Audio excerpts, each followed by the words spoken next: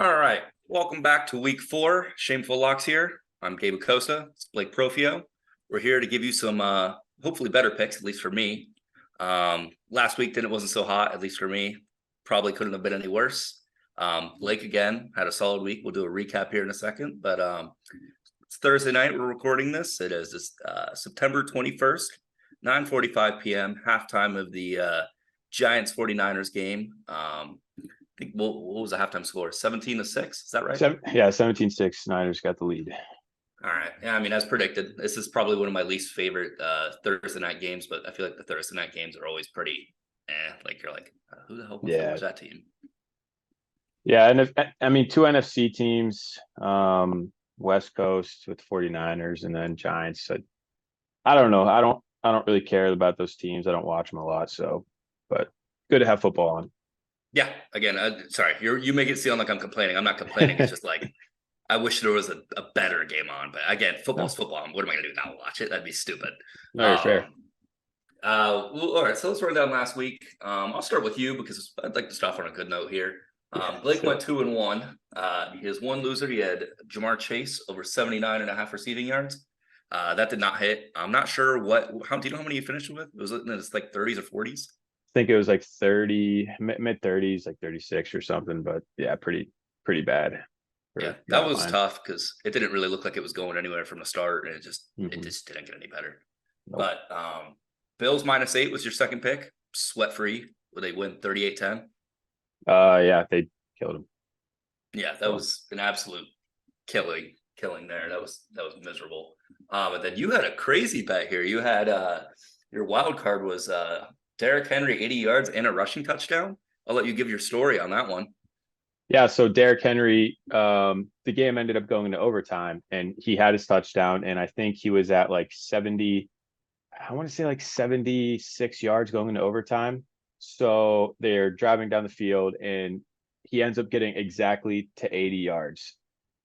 And on a second down play, I believe, he lost 2 yards, so then he was back at 78. And then the next play, they ran him again, and he got 1 yard. So he ended up getting 79 yards for the game, but then they kicked the game-winning field goal. Game over. They won. I go back and look at the stats because I was pretty salty. He lost by a yard. And ESPN said he had 80 yards, and then N.F.L. also said he had 80 yards. So I messaged DraftKings on Twitter, and they fixed it, and I won the bet. So that was a great field. So yeah, I know, because I think you were a little bummed. You're like, oh crap, I have a losing week, and then you ended up just reaching out to DraftKings when they ended up switching it, which I feel like that's pretty unheard of. I don't know how often they actually do that, but stat corrections matter to somebody, and there you go. I mean, there's an example. Always feel it for you to ask, what's it going to do? You're not going to lose anything by asking.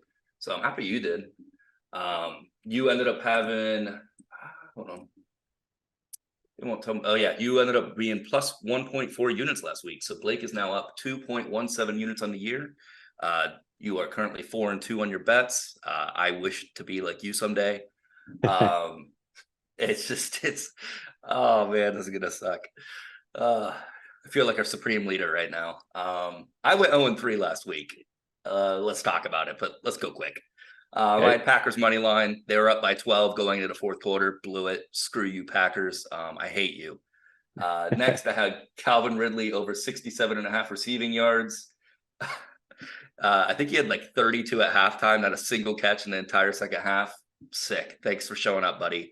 Christian Kirk. I still love you, Calvin Ridley. Don't get me wrong. But Christian Kirk absolutely stole the show. I think he had like 11 or 12 catches for like 115 yards. He just went nuts. And again, I thought that game was going to be high scoring. Ended up being the lowest scoring game of the week. So, damn it. And then lastly, I thought I was being safe here. I did a same game parlay of Jets plus 14.5 and under 45.5, and neither of those happened. I mean, the Jets got blown out. I stopped watching when I think a little halfway through the third quarter, and it was just like I waved the white flag. It's over. I'm waving it. It's 0-3 week. Hopefully you haven't been tailing me so far. I'm not hot yet, but I'll catch fire here soon, I promise. I'm 1-5 on the season. I went 0-3, obviously, so that's -3 units on the year. I'm down 4.1 units. That sucks. Better times are ahead. Yeah, man. I mean, it honestly, like, you can do all the research you want. It really comes down to luck, man. And sometimes you got it, sometimes you don't. But when you got the hot hand, you got to stick to it. So that's the way I'm looking at it right now with my bets. So Yeah, and I let's move it. Week 4. Here we go. Blake, start us off. okay. So my first pick, I have AJ Brown over 68.5 receiving yards, and I got that at minus 115 on DraftKings. If you guys watched the last Thursday night game, Eagles and Vikings, um, AJ Brown didn't do a whole lot. He only had a couple catches for like, I don't know, like 20, 30 yards. And you saw him, he had a little bit like of a hissy fit on the sidelines with Jalen Hurts, and the coach had to come break it up. And that's just, diva wide receiver, number one wide receiver. What would you call that? An act, I guess, when they don't get the ball. But yeah, I think Jalen's gonna want to feed him the ball this week. So all of last year, AJ Brown, he averaged 88 yards a game, which is well over that 68.5 receiving mark that I have him going over. And I think that Buccaneers secondary is a little suspect.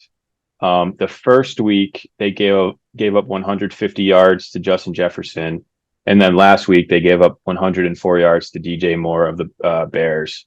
So I'm looking at AJ Brown to have a huge game, and for Jalen to feed him the ball. So Yeah, I think that's a good point because usually, well, wide receivers are. I mean, there's a stigma that they often are divas, and if they go out and complain, usually next week they don't complain because they get the ball. yeah, And again with the Eagles, it's tough because Jalen Hurts, they don't throw the ball a ton. DeAndre Swift ran it like 2 million times last week.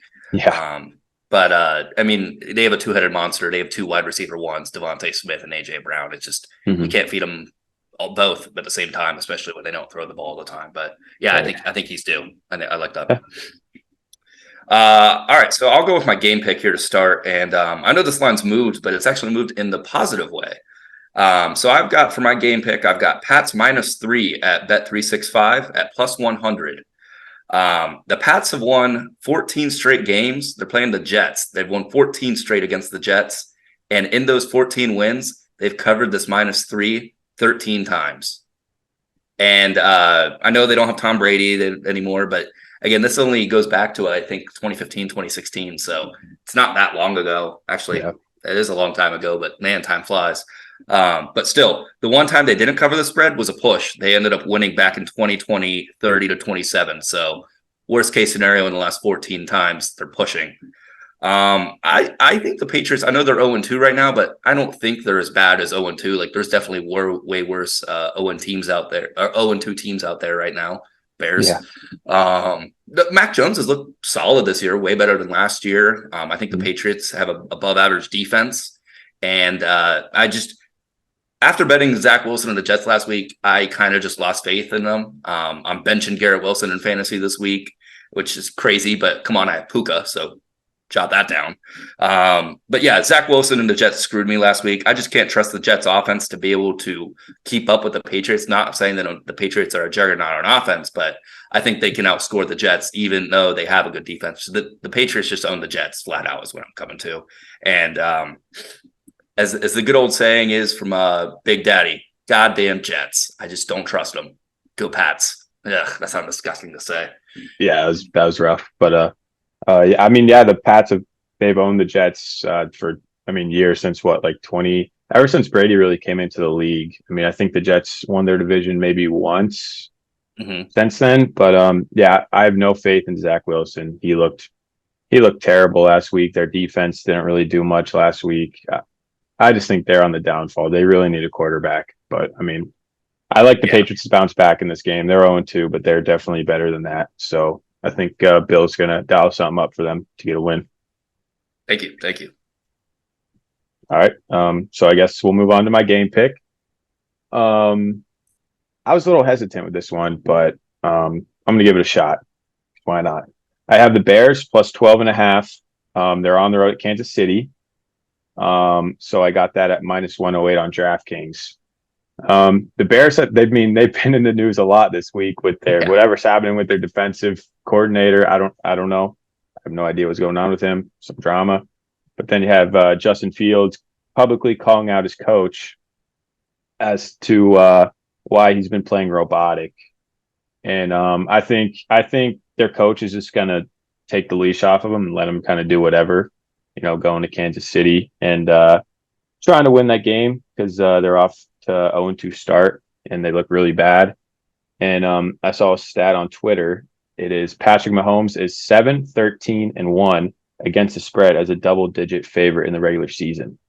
I mean that's pretty shocking considering it's Patrick Mahomes and how dominant he is in the regular season. But it's a risky bet, but I'm gonna give it a shot. So we'll see what happens. Yeah, you're up too many units right now. Let's throw it up. I'm not saying this here, dude. Yeah. I personally really hope that happens as a diehard Justin Fields fan. I just got this jersey this week. Terrible timing, as it does not look a good time to own this jersey. Calling out coaches, which I guess I get because this thing I also read was like it feels like the Bears coaching is trying to turn Lamar Jackson into Big Ben, and that's just not what he's good at. So you'd think that since he's going to come out and play more of his own style, you'd think that would probably put the Chiefs on a little bit of shock. So that way it's not a blowout. At least they keep it relatively close. Yet winning would be cool, but I mean, that would still be a pretty big task. Is it at Kansas City? Do you know? Yeah, at Kansas City. Yeah. That's, I mean, that's a tall task. But again, if I think they're going to surprise the Chiefs with Justin Fields going to be able. He had like 4 rushing yards last week. There's no reason none. Justin Fields should only have 4 rushing yards. None at all. He's just too good of a runner. They're just holding him back. I mean, you look at what the Ravens do. They just let Lamar do his thing and run for the most part. So I think they should let Fields do that. I mean, that's what makes him such a good quarterback when he's playing well. So, yeah, agree. Yeah. All right. So I'll go to my second pick here as my player prop. I've got C.J. Stroud, other Ohio State quarterback, over 235.5 passing yards. I got this at DraftKings at plus 100 this morning. I don't want to come out again. I feel like this might be to come off as like a homer, but me being a diehard Ohio State fan. So, but I have stats to back this up here. C.J. Stroud is 2-0 against this line so far this year. He's played the Ravens and he passed for 242, and he played against the Colts last week and passed for a crazy 384 passing yards. For a rookie, that's pretty nuts. Usually, quarterback lines, like Bryce Young last week, I think his was like 160, 170. CJ is almost 100 more than them. That's nuts. They are playing the Jaguars, and the Jaguars are 9.5-point favorites. So that's good for me on this bet. Is I think if they expect the Jaguars to be winning, if you want to stay in the game or try to come back, you got to throw the darn ball. I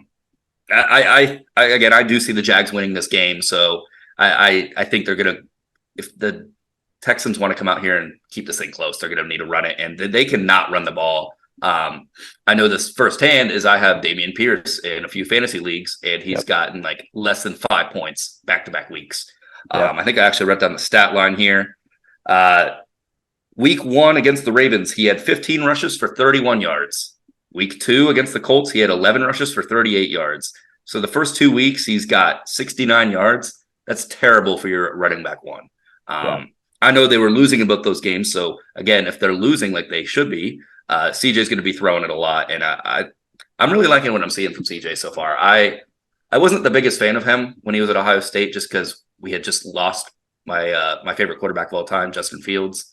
And it's just, he just wasn't on the same level when Justin was there, but towards the end of his career, I started to become a bigger fan. So I think CJ is going to let it rip, and I think he's going to go way over this line again. I still think it's too low. Yeah, I mean, I was pretty shocked to see. I think he's like ranked 4th in the league right now for pass yards. He has like what is it, like 580 something? I don't know. It's in the 600s. 600s. Okay, wow. Yeah, I mean that's pretty shocking considering the line he has in front of him, and then the lack of run game they have. But I mean, they do have a couple weapons on offense. I know they have Nico Collins. He just had a really big week, and I was high on him. Yeah, I've been high on him. He's actually a good receiver. But yeah, they're just kind of letting him sit back there and let it rip, which is, I mean, when you're that bad of a team, it's like, you don't really have much to lose. So yeah, I like that pick, and hopefully he has some more success down there in Houston because like you said, I don't think any Ohio State fans really liked him to start, but definitely last year, going to the playoffs and losing to Georgia, that hurt, and sucked to see him go. So Yeah. yeah, Yeah, it sucked. But I'll also add the Texans defense sucks. So yeah. if they're losing, the only way to come back is to throw the ball. So rip it, CJ. Please. I need it. I can't lose again. Yeah, Can't take this anymore. need the wins. Okay, so my third pick, wild card, that type deal pick, I have Pat Fryermuth, 50 plus receiving yards. I got that at plus 215 on DraftKings. And if any of you guys have watched the Steelers this year, you know that he only has 2 receptions on the year. One is a touchdown catch, and the other one was like for 2 yards. But I mean, as a whole, the offense for the Steelers has been struggling. They've been just terrible. I mean, they can't move the ball. There's a stat like they didn't have a single snap in the 30-yard line of the Browns. So I think they really got to get Pat involved. He was a huge key to the offense last year for what it was. He had almost 800 yards receiving. But so far this season, the Raiders have given up 112 receiving yards to tight ends, which I mean that's a pretty good mark. 2 games into the season, about 55, 56 yards a game. And last year when the Steelers played the Raiders, Pat, he had a huge role in that game. He had 66 yards. So this was like a super wild card pick, kind of like out of nowhere. But I really think Pat is going to have a huge role in this game coming up against the Raiders on Sunday night. So Did you say the odds for that one? yeah, plus 215 on DraftKings. Okay, sorry, I misheard that. Yeah, I know we talked back and forth throughout the week about like, hey, this is what I'm looking into. That way we don't duplicate picks or stuff like that. And you kind of convinced me there. You said that the Raiders have given up so many yards to tight ends, which that's actually pretty nuts. But we talk again before that we come out here and film, and I said, I don't know, Blake, I don't really like that pick, and you essentially hit me with a scoreboard. So I'm 0-3. So if I don't like that pick, shit, maybe it hits. I don't know. But no, I feel differently now that you've given me the statistical information. So yeah, not bad, not bad. All right, my final wild card pick. I'm going to my bread and butter here. I'm bringing out the big guns here. These don't miss when I pick them. Field goals, baby. That's what we're going to. Oh yeah. I've got Titans Browns over 3.5 field goals in the game. I got this at plus 120 on Barstool. Okay. Field goal bets are always one of my favorite bets to do, just because I don't know. I thought it was funny at first to do, and it ends up I'm on fire. I'm 5-0 on field goal bets this year. Last year I had a crazy field goal parlay for like 15 or $20 to win like 200. That was sick. It's so funny because like usually you're in a room with watching the games with other people and they're like, oh, I need this guy to do this for me in fantasy. I need this guy to throw 2 more touchdowns for my bet. I'm sitting there going, God, I really hope they kick a fucking field goal. I mean, nobody likes to see freaking field goals except for me. But I just when you're going down to the ship and nothing's going right for you, you just got to go back to what you're good at. And you know what I'm good at is picking field goals. My reasoning for this is I usually try to target games I expect to be kind of low scoring, good defenses, shitty offenses. And I feel like that's exactly what we got here. 2 above average defenses, Titans, Browns. They're both, I would say, pretty decent. Definitely in the top half of the league in defense. And I mean, Deshaun Watson, if you don't know if you watched him on Monday night, but he don't look too great. Sorry, Browns fans. And then Ryan Tannehill, I mean, he's also not that great. Titans keep trying to draft a new quarterback every year to be like, all right, in case you suck, we got Malik Willis. Oh, that didn't work out. In case you suck, we got Will Levis. Oh, yeah, he's a third string. He didn't work out either. But yeah, I'm expecting a real low scoring game with lots of field goals here. It doesn't matter who gets them. They could all come from one team, but just in general, we need 4 field goals total. Let's run it. Come on, field goals. You've yet to let me down. I wouldn't be surprised if they let me down, but I think it's a good bet. So I do like the bet, and especially with the fact you're 5-0 with taking those field goal bets.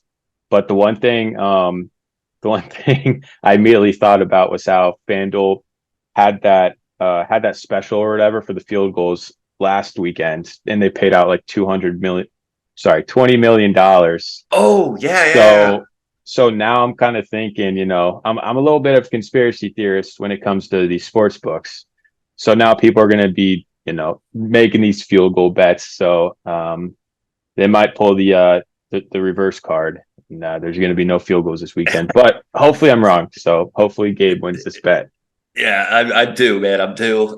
We actually had a friend of ours. He put $10 down and won like $1,400 on that bet. I don't know if anyone heard it, but it was like every team between the 1 and 4 o'clock window to make at least one field goal, and it actually happened, and he won an insane amount, which is just He had he oh had he had the 1 o'clock games as one bet, and then the 4 o'clock 4:15 games as another. So shout out Sam, that was an absolute killer bet. So I'm jealous, red with jealousy here. Why couldn't it be me? But yes, shout out Sam Camacho. Happy for him. I don't know what he'll spend that money on. Hopefully more gambling. Yeah, all right. So that's our 3 free picks for the week. Big games this weekend. Steelers play on Sunday Night Football against the Raiders. I'm expecting might have to lean field goals in that game. It's probably going to be pretty low scoring, like they usually are when we play the Raiders. Ohio State's got a big game this weekend against Notre Dame at Notre Dame. Somehow favorites. Not sure how that's happening. Michigan's probably playing some nobody. Fuck them. They're playing Rutgers. So I hope Tony Soprano shows up and they rally for him. Anything else? Closing remarks, Blake? No, not really. I mean, like the video, subscribe to the channel, comment anything you want to comment, what picks you like, what picks you don't, what you got this weekend. And also I think since we're talking about bets and gambling, I think we have to say that these picks are not gambling advice. I've been seeing that on the internet. All these different people are saying that. So this is not gambling advice. Not? And that's all I got. Okay, yeah. Go ahead and comment down below. Hopefully we get some winners this week. Or again, I know Blake's already been doing pretty well, but hopefully I get more than one win this week. I'd love to double my win total. That'd be All nice. right, that'll wrap us up here for week 4 of the NFL season. Come back and see how we did for week 5. Thanks for watching.